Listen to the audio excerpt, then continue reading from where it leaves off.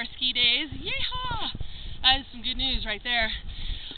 It's about 38 degrees. It's pretty warm. So even though we got 7 inches of snow here at Bogus in the last couple days, it's still warm, but it's overcast, which is good because it's protecting the snow.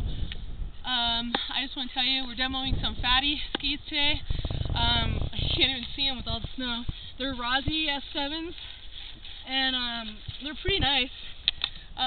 We really like them, and now, unfortunately, I want a new pair of skis, but maybe the Easter Bunny.